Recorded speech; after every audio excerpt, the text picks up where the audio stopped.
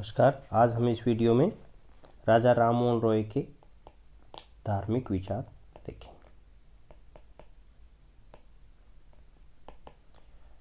देखिए, राजा राममोहन रॉय धार्मिक और सामाजिक पुनर्जागरण के संदेशवाहक थे। उन्हें इंडियन रेनेसां के पिता कहा जा सकता है। पुनर्जागरण के प्रथम अधिवक्ता कहा जाता है। पुनर्जागरण के प्रथम अधिवक्ता कह सकते हैं उन्हें। पुनर्जागरण के प्रथम अधिवक्ता राजा राममोहन रॉय के समक्ष जो परिस्थितियां थी, तो दो मुख्य प्रवृत्तियां उभर रही थी। एक था हिंदू धर्म में अंधविश्वासों का जबरदस्त बोलबाला था, यानी कट्टरता, कर्मकांड, अंधविश्वासों का बोलबाला था। दूसरी तरफ ईसाइयत एक सेक्शन था जो ईसाइयत के प्रति मोहित हो रहा था और ईसाइयत की तरफ कन्वर्ट हो रहा था। और ये हमें पता है कि किसी दूसरे धर्म का मोह होता है, वो सर्टेनली खुद के धर्म को जब हीन मानते हैं तभी होता है। यानी हिंदू धर्म के प्रति हीनता का बोध था।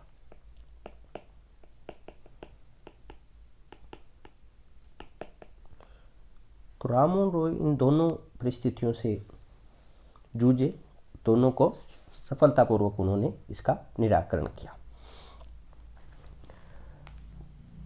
उनका जो धार्मिक सत्य है उनके प्रति गहरी जिज्ञासा थी। इस वजह से उन्होंने न केवल हिंदू बल्कि इस्लामिक, क्रिश्चियनिटी, बुद्धिस्ट सभी प्रकार धर्मों के लिटरेचर को पढ़ा और उसके गूढ़ जो रहस्य है उसका उन्होंने अध्ययन किया। मोनियर विलियम्स कहते हैं कि राजा राममोहन रॉय वो फर्स्ट इंडिविजुअल थे जिन्होंने पूरी गंभीरता, निष्ठा और लगन से दुनिया के धर्मों का तुलनात्मक अध्ययन किया। दुनिया के धर्मों का कंपैरेटिव एनालिसिस किया और उसके निहित सत्य को समझा। उनके धार्मिक विचारों में जो सबसे महत्वपूर्ण विचार है वो है अकेश्वरवाद का प्रतिपादन और बहुदेववाद का खंडन। अकेश्वरवाद का प्रतिपादन और बहुदेववाद का खंडन। कि हमें पता है कि हिंदुओं में बहुदेववाद प्रथा का प्रचलन था और राजा राममोहन रॉय ने माना कि इस बहुदेववादी प्रथा से हिंदू धर्म में कमजोरी आई, बहुत सारे विभाजन हुए। इस असंख्य विभाजन से राजनीतिक एकता भी स्थापित नहीं हो पाई। उन्होंने अकेश्वरवाद का समर्थन किया और इसके समर्थन के लिए उन्होंने विभिन्न धर्मों से साक्ष्य जुटाए, जैसे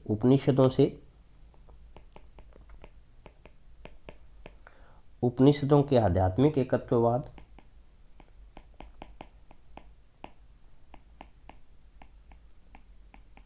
कुरान का तौहीद, कुरान की जो कॉन्सेप्ट है तौहीद की, ईश्वर की एकता की,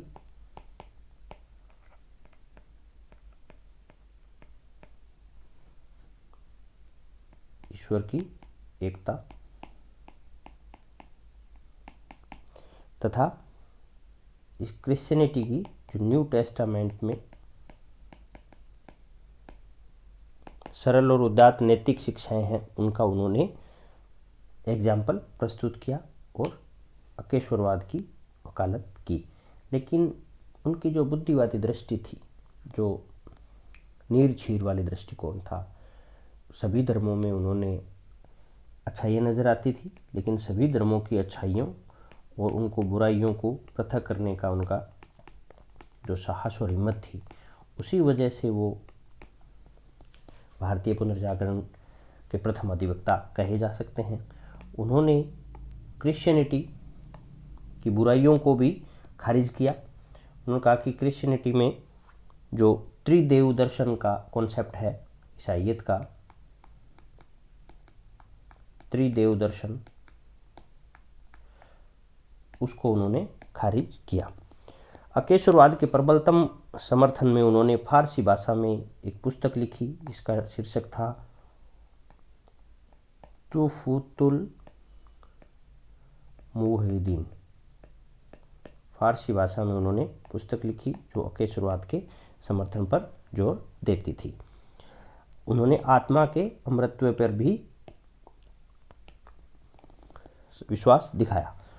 अकेश्वरवाद और बहुदेववाद के खंडन के साथ ही जो दूसरा महत्वपूर्ण विचार है वो है मूर्ति पूजा तथा बलि प्रथा का विरोध।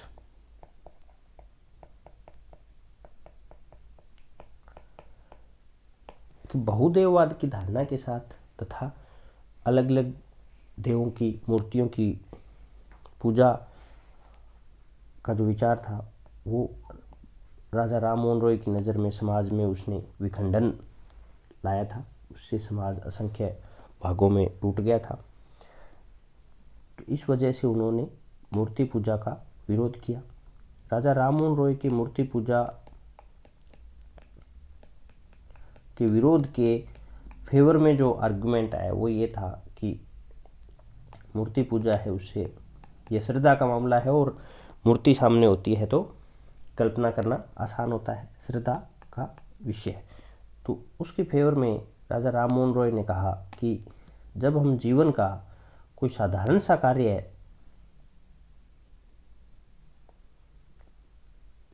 जीवन का एक सामान्य ऐसा कार्य है, वो भी श्रद्धा के भरोसे हम नहीं छोड़ते, वहाँ भी हम विवेक लगाते हैं, तो सर्टेनली धर्म है वह तो चरम महत्व का विषय है।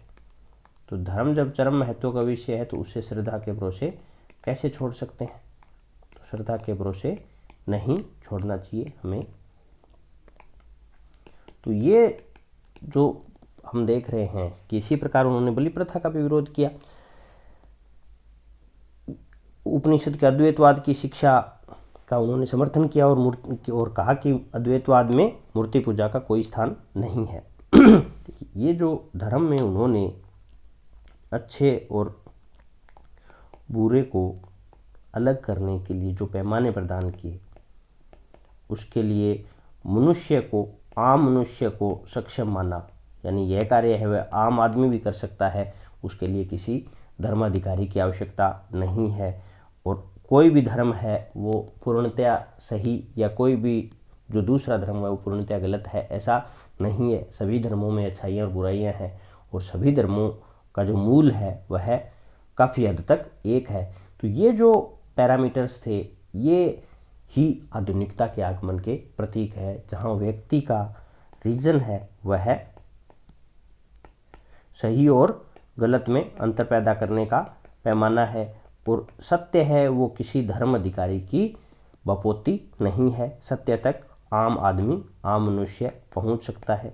तो ये जो पैरामीटर्स थे, ये जो डेवलपमेंट्स थे, वही मॉडर्निटी का आधार है। इसी वजह से राजा राम मोहन रॉय को रेनेसां यानी पुनर्जागरण का पितामह या प्रथम अधिवक्ता कहा जाना जायज़ है, लाजमी है। तीसरी धार्मिक विचार जो महत्वपूर्ण है वह है परंपराओं के अंधानुकरण का विरोध। परंपराओं के अंधानुकरण का विरोध से तात्पर्य है कि परंपराओं का अंधानुकरण करने का अर्थ कि परंपराएं क्यों मानी जाती हैं, क्योंकि बहुत लंबे समय से उन्हें माना जा रहा है, और दूसरा बहुत बड़ी संख्या में लोग उसे मानते हैं। तो इस वजह से कोई परंपरा को, कोई चीज़ को मानना कि बहुत लंबे समय से माना जा रहा है और बहुत से लोग उसे मानते हैं, यह किसी बात के सत्य होने का, सच्चा होने का प्रतीक नहीं है। इसको उन्होंने चैलेंज किया कि हमें परंपराओं का सिर्फ इस वजह से नहीं मानना चाहिए कि ये परंपरा है, हमें उसको सही गलत और सत्य असत्य की कसौटी पर परखना चाहिए। और यह कसौटी का आधार था वह था मनुष्य का तर्क, वह मनुष्य स्वयं उसे परीक्षण कर सकता है। और उन्होंने उदाहरण भी प्रस्तुत किए, जैसे तत्कालीन समय में हिंदू धर्म में यह परंपरा थी कि जो समुद्र यात्रा है वह वर्जित है। समुद्र यात्रा की वर्जना को उन्होंने खुद तोड़ा और इंग्लैंड की यात्रा की। तो इस प्रकार उन्होंने स्वयं एग्जाम्पल प्रस्तुत किए कि किस प्रकार सिर्फ धर्म या धार्मिक यात्रा करने मात्र से कोई व्यक्ति अहिंदू नहीं हो जाता। अगली जो विशेषता है वो है धार्मिक सहिष्णुता का प्रतिपादन।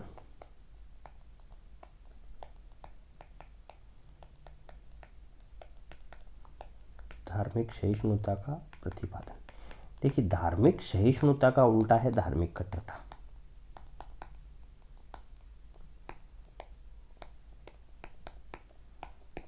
धार्मिक कट्टरता कब आएगी? धार्मिक कट्टरता आएगी जब हम माने कि सिर्फ हम सही हैं, यानी जो हमारे धर्म में है और सिर्फ सच्चा धर्म हमारा है।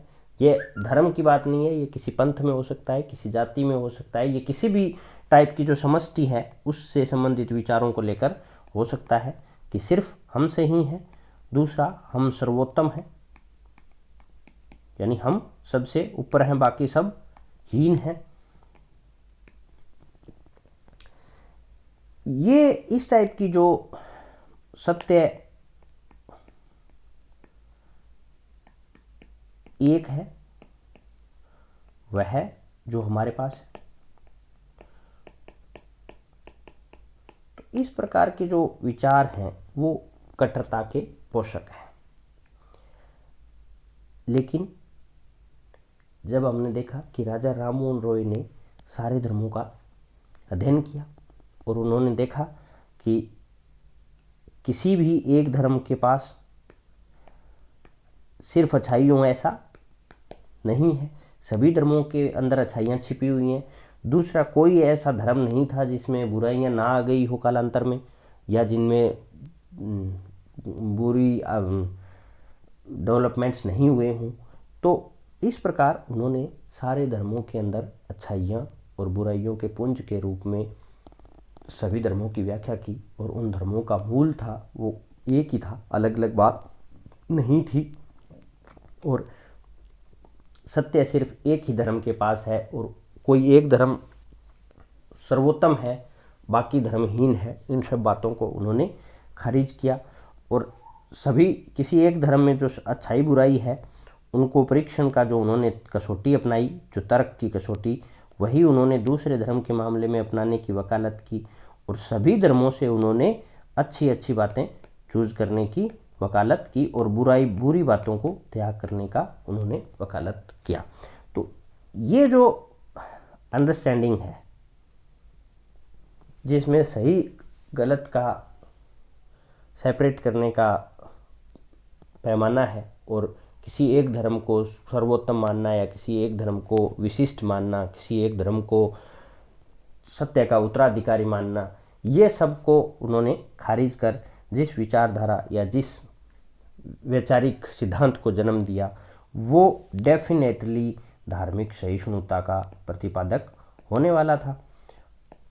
उनकी जो दृष्टि थी वो इतनी विशाल थी कि वह न केवल विभिन्न धर्मों तक जाती थी बल्कि विभिन्न राष्ट्रों तक भी जाती थी। उन्होंने किसी एक राष्ट्र की ही वकालत नहीं की बल्कि विश्व बंधुत्व और मानवता के कल्याण की बात की। विश्व बंधुत्व की उनकी वकालत ये थी कि सिर्फ राष्ट्र की स्वतंत्रता ही इच्छित अभीष्ट लक्ष्य नहीं है, हमें विश्व बंधुत्व की ओर जाना है, जहां एक विश्व ऑर्गेनाइजेशन हो जो किसी दो देशों के मध्य अगर संघर्ष होता है तो उनके बीच में पंच फैसले से विवाद का निपटान हो। मानवता से तात्पर्य है मानवतावादी सोच से कि जो सोच का केंद्र है वह मानव है। मानव किसी भी अन्य लक्ष्य के लिए एक साधन नहीं हो सकता, मानव का कल्याण ही अपने आप में एक साध्य है। तो इस प्रकार राजा राममोहन रॉय ने मानवता की सेवा को ही सच्चा धर्म करार दिया। मानवता की सेवा ही सच्चा धर्म है। मानवता की सेवा ही सच्चा धर्म है, तो डेफिनेटली उन्होंने किसी भी धर्म को आडंबरों से मुक्त किया और उसे लौकिक बनाने का प्रयास किया। उन्होंने धर्म को मंदिर की चारदीवारी से बाहर निकालकर मानव मात्र की सेवा के लिए प्रेरित किया। ये थे राजा राममोहन रॉय के धार्मिक विचार। राजा राममोहन रॉय ने, जैसा हमने शुरू में कहा था, कि जो दो परस्पर विरोधी जो प्रवृत्तियाँ थी, एक प्रवृत्ति हिंदू धर्म में आडंबर, अंधविश्वास और रीति रिवाजों का, अत्यधिक रीति रिवाजों का बोलबाला यानी कर्मकांडीय प्रवृत्तियों का बोलबाला, वहीं दूसरी प्रवृत्ति थी जो हिंदू धर्म को हीन मानते हुए ईसाइयत के मोह जाल में फंस रही थी। तो राजा राममोहन रॉय ने दोनों प्रवृत्तियों में समन्वय स्थापित कर हिंदू धर्म को ईसाई धर्म का आहार बनने से बचाया और धर्म तथा समाज के प्रति उनकी महती सेवा यही है। Thank you so much.